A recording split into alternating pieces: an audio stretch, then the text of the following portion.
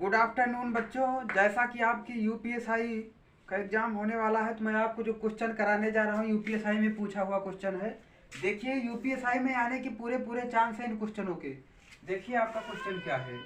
आपका क्वेश्चन है कि एक आयताकार मैदान की लंबाई एक आयताकार मैदान की लंबाई एक आयताकार मैदान की लंबाई उसकी चौड़ाई से एक आयताकार मैदान की लंबाई उसकी चौड़ाई से 14 सेंटीमीटर अधिक है। 14 सेंटीमीटर 14 सेंटीमीटर अधिक है। 14 सेंटीमीटर अधिक है और बिकड़ की लंबाई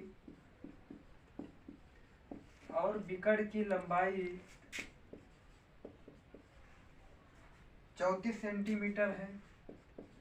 34 सेंटीमीटर है तो इसका परिमाप बताओ। तो इसका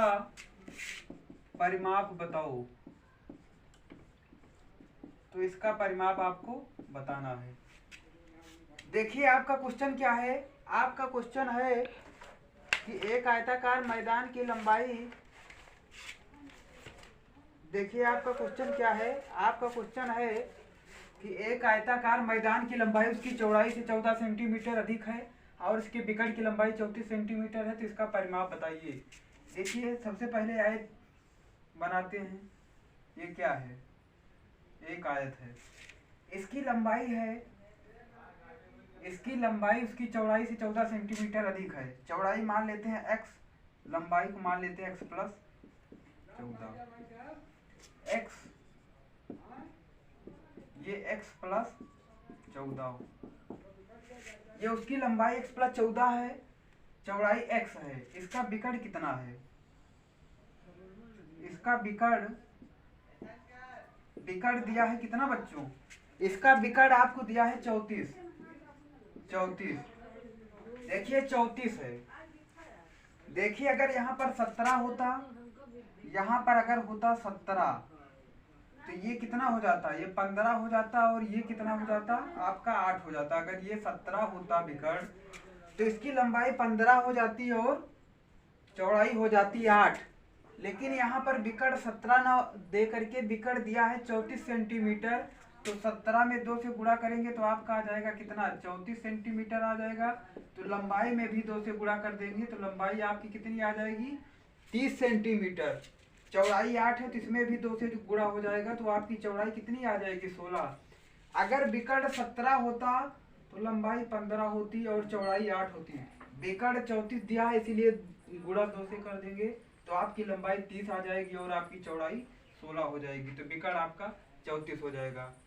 अब देखिए आयत का परिमाप क्या होता है? जो पेरीमीटर होता है आयत का परिमाप कितना होता है बच्चों? आयत का परिमाप बराबर होता है 2 गुणे लंबाई प्लस चौड़ाई। तो यहाँ से 2 गुणे लंबाई कितनी है? लंबाई है आपकी 30, चौड़ाई है 16।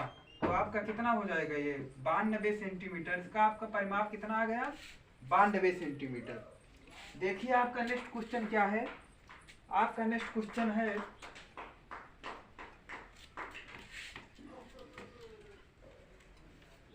देखिए आपका नेक्स्ट क्वेश्चन है यूपीएसआई के एग्जाम में आने वाला क्वेश्चन है, काफी इंपॉर्टेंट क्वेश्चन है। देखिए आपका नेक्स्ट क्वेश्चन है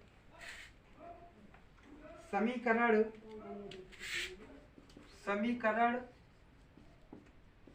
x square minus 12x plus के बराबर जीरो के मूलों में से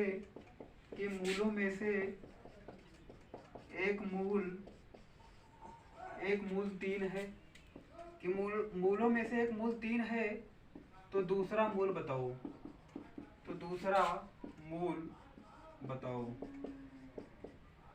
देखिए आपको दूसरा मूल बताना है। देखिए समीकरण x square minus 12x plus के बराबर 0 के मूलों में से एक मूल 3 है तो दूसरा मूल आप बताइए। देखिए सबसे पहले अगर यह इसका एक मूल 3 है तब यह इसको सेटिस्फाइड करेगा। x बराबर 3 लिख रहे हैं। देखिए 3 का स्क्वायर माइनस 36 प्लस के बराबर हो गया आपका 0। तो यहाँ से 9 माइनस 27 प्लस के बराबर 0। यहाँ से आ गया कितना, यहाँ से आ गया आपका माइनस 27 प्लस के बराबर 0। यहाँ से के बराबर आपका निकल आया 27। तो इक्वेशन आपका क्या बन गया, देखिए यहाँ पे x के स्थान पर 3 लिख करके हम k का मान निकाल ले रहे हैं, क्योंकि अगर जब किसी समीकरण का कोई मूल होता है तो वह उस समीकरण को सेटिस्फाइड करेगा। अब देखिए यहाँ से आपका समीकरण क्या होता है, एक्स स्क्वायर माइनस मूलों का योगफल x धन मूलों का गुणनफल। आपका जो द्विघात समीकरण होता है उसका फॉर्मेट क्या होता है बच्चों, एक्स स्क्वायर माइनस मूलों का योगफल x धन मूलों का गुणनफल बराबर 0। अब देखिए एक्स स्क्वायर माइनस यहाँ से 3 हो जाएगा, एक मूल 3 है, दूसरा मूल हम मान लेते हैं 9, x प्लस 3 इंटू 9 बराबर 27। तो x square minus 12x plus 27 बराबर हो जाएगा आपका 0। तो एक मूल अगर 3 है तो दूसरा मूल हमको क्या मिल गया, दूसरा मूल आपका क्या हो गया, आपका दूसरा मूल हो गया 9। पहला मूल कितना हो गया बच्चों, पहला मूल हो गया आपका 3, दूसरा मूल हो गया 9।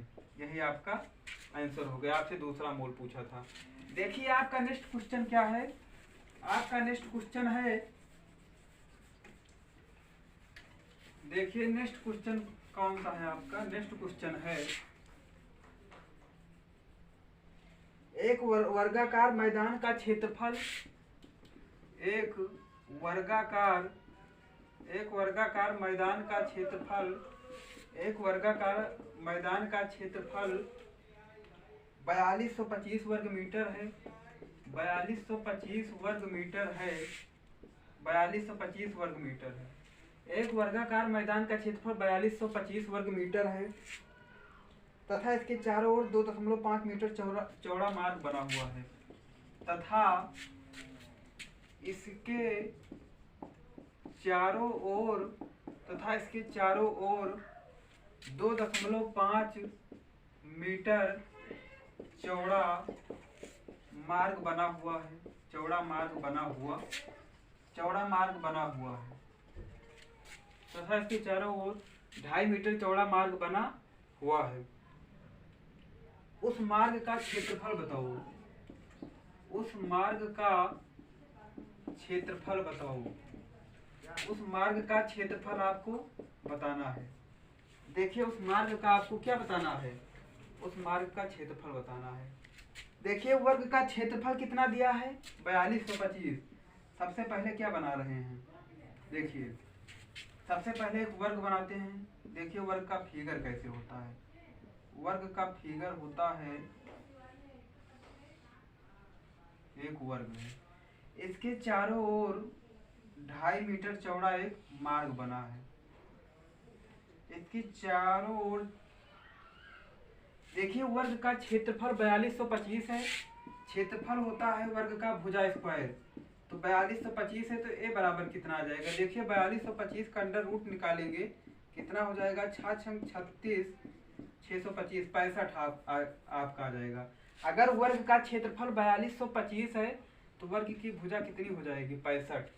देखिए ये कितनी हो जाएगी वर्ग की भुजा, 65, ये भी 65, ये 65, ये भी 65, ये भी 65। वर्ग की चारों भुजा बराबर होती है। देखिए ये 65 हो जाएगी वर्ग की भुजा, क्योंकि वर्ग का क्षेत्रफल दिया है 4225 वर्ग मीटर बच्चों। इसके चारों ओर 2.5 मीटर चौड़ा मार्ग बना है। तो ये जो मार्ग यहाँ से बना है, ये सब क्या है, ये 2.5 मीटर, ये जो मार्ग इसमें बना है ये 2.5 मीटर चौड़ा मार्ग है। इसकी चौड़ाई, इसका मतलब क्या है, इसकी चौड़ाई यहाँ से यहाँ तक कितनी है, 2.5 मीटर चौड़ा मार्ग है।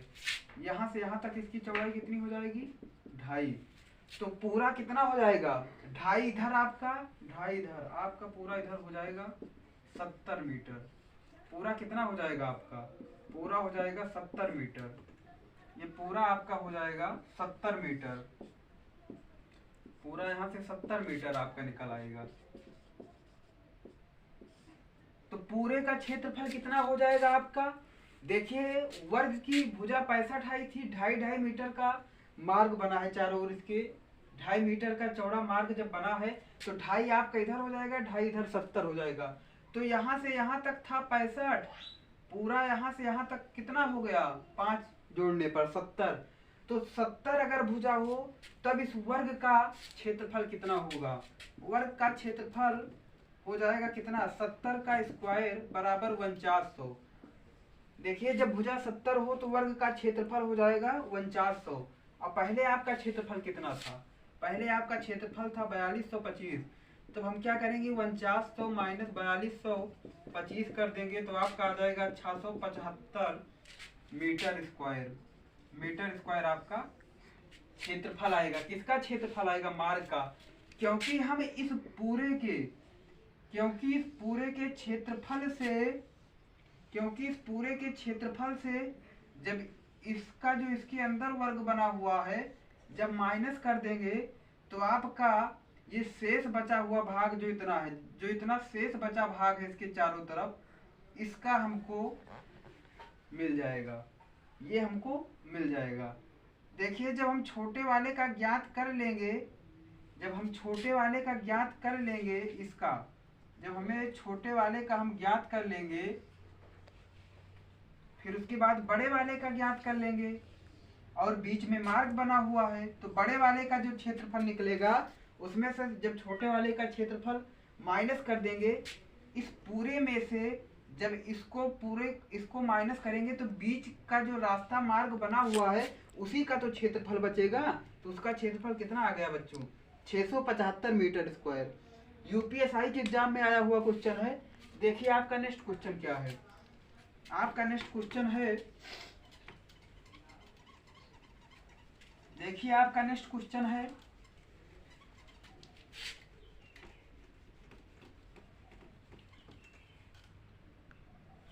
देखिए आपका नेक्स्ट क्वेश्चन है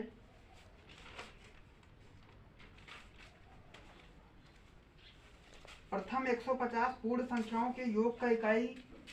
प्रथम 150 पूर्ण संख्याओं के योग का इकाई अंक बताओ। प्रथम 150 पूर्ण संख्याओं के योग का प्रथम 150 पूर्ण संख्याओं के योग का इकाई अंक बताओ। का इकाई अंक आपको बताना है। देखिए आपको बताना है प्रथम 150 पूर्ण संख्याओं के योग का इकाई अंक बताओ। देखिए 0 एक पूर्ण संख्या होती है, 0 भी क्या होती है बच्चों? एक पूर्ण संख्या होती है। तो 0, देखिए आपकी सीरीज कैसे बनेगी? 0 + 1 + 2 + 3 से प्लस डॉट डॉट 149 तक ये आपकी सीरीज बन जाएगी। 0 + 1 + 2 + 3 प्लस डॉट डॉट प्लस 149 तक। अब देखिए प्रथम n सम संख्याओं का योग कितना होता है? देखिए प्रथम n संख्याओं का योग कितना होता है? प्रथम n संख्याओं का योग जो होता है वो समेशन n बराबर होता है सिग्मा n बराबर n/2 n+1। देखिए यहाँ पर n कितना हो जाएगा? यहाँ पर आपका n हो जाएगा 149/2 गुणे 150। इसको इससे करेंगे तो 75 आ जाएगा। 149 को जब 75 से गुणा करेंगे तो आपका जो इकाई अंक आएगा 5 आ जाएगा। आपकी इकाई अंक क्या आ जाएगा? 5 आ जाएगा। तो इकाई अंक आपका क्या निकल के आएगा बच्चों? 5 निकल के आएगा। देखिए आपका नेक्स्ट क्वेश्चन क्या है? देखिए आपका नेक्स्ट क्वेश्चन है, देखिए आपका नेक्स्ट क्वेश्चन है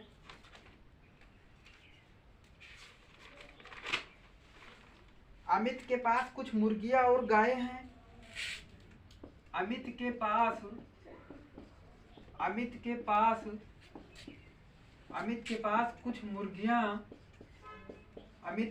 कुछ मुर्गियां और गायें हैं। अमित के पास कुछ मुर्गियां और गायें हैं। कुल सिर 59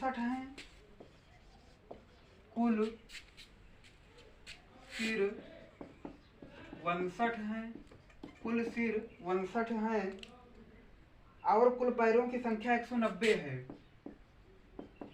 और कुल पैरों की संख्या 190 है, और कुल पैरों की संख्या 190 है। तो अमित के पास कितनी गाय है? तो अमित के पास कितनी गाय है? तो अमित के पास कितनी गायें हैं? तो अमित के पास कितनी गायें हैं? देखिए बच्चों, आपका क्वेश्चन क्या है? आपका क्वेश्चन है कि अमित के पास कुछ मुर्गियां और गायें हैं, कुल सिर 59 हैं, और कुल पैरों की संख्या 190 है। तो अमित के पास कितनी गायें हैं? देखिए, इस क्वेश्चन को करने का 2 तरीका है। मेथड 1, देखिए सबसे आसान तरीका पहले आपको मैं बता रहा हूँ। आपका मेथड 1 क्या होगा? आपका मेथड 1 ये हो जाएगा कि अगर कुल सिर 59 हैं, गाय और मुर्गियों के कुल सिर 59 हैं, तो इसका मतलब एक चीज यहाँ से क्लियर हो रही है। अगर कुल सिर 59 है गाय और मुर्गियों के, तो गाय और मुर्गी कुल मिलाकर कितनी होगी? गाय और मुर्गियों की संख्या कुल मिलाकर कितनी होगी? 59 होगी। गाय और मुर्गी की संख्या कुल मिलाकर होगी कितनी? 59। और हम ये जानते हैं कि ईश्वर ने जितनी भी चीजें बनाई हैं, कम से कम सबको 2 पैर दिए हैं। हम मान लेते हैं कि गाय के भी 2 पैर हैं और मुर्गी के भी 2 पैर हैं। गाय के भी 2 पैर हैं और मुर्गी के भी 2 पैर हैं। तो सिर 59 टोटल हैं सिर। तो गाय और मुर्गियों की कुल संख्या मिलाकर 59 हो गई। सबके 2 पैर हैं। गाय के भी 2 पैर मान लेते हैं, मुर्गी के भी 2 पैर। तो कुल कितना हो गया? 118 पैर। लेकिन टोटल क्वेश्चन में पैरों की संख्या कितनी दे रखा है? 190। तो 190 में से 118 माइनस करेंगे तो आपका आया 72। ये 72 बचा किसका है? ये 72 बचा है गाय का, क्योंकि हम जानते हैं कि गाय के 4 पैर होते हैं। हमने गाय को पहले से 2 पैर दे रखा है। हमने ऑलरेडी पहले से ही गाय को 2 पैर दे रखा है। तो बचा कितना पैर? 2 पैर और बचा है। तो 72 पैर हैं, 2 पैर में डिवाइड करना है तो कुल कितना आएगा आपका? 72/2 36 गाय। आपका आंसर क्या निकल के आया? 36 गाय। 36 गाय आपका आंसर निकल के आया। गायों की संख्या कितनी यहाँ से निकल के आई? गायों की संख्या जो निकल के आई, आपकी यहाँ से 36 होगी। देखिए, हम मान लेते हैं कि कुल अगर सिर 59 है, तो गाय और मुर्गियों की कुल संख्या कितनी होगी बच्चों? 59 होगी। कुल पैरों की संख्या 190 दिया है। हम मान लेते हैं कि गाय के भी 2 पैर हैं, मुर्गी के भी 2 पैर हैं। तो 59 को 2 से मल्टीप्लाई करेंगे तो 118 आ जाएगा। 190 से 118 माइनस करेंगे तो आपका 72 आ जाएगा। हमने गाय को 2 पैर पहले से दे रखा था, 2 पैर, और हम जानते हैं कि गाय के 4 पैर होते हैं। 2 पैर मैं और गाय को दे रहा हूँ। तो कुल 36 गाय, 72 पैर हैं, 2 पैर में हर गाय को अगर दे रहा हूँ तो कुल कितनी गाय होंगी? 36 गाय होंगी। तो आपका आंसर कितना निकल के आएगा बच्चों? 36। आप डायरेक्ट इसको बगैर पेन उठाए कर सकते हैं। देखिए, आपका मेथड 2 क्या होगा? आपका मेथड 2 ये होगा। देखिए, माना मुर्गियों की संख्या।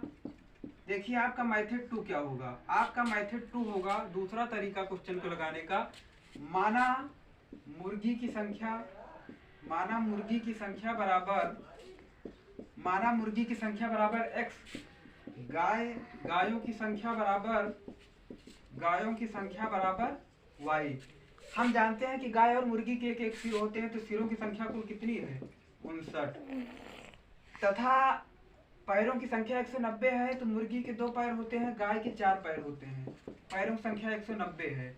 इसको इक्वेशन फर्स्ट मान लेते हैं, इसको इक्वेशन सेकंड।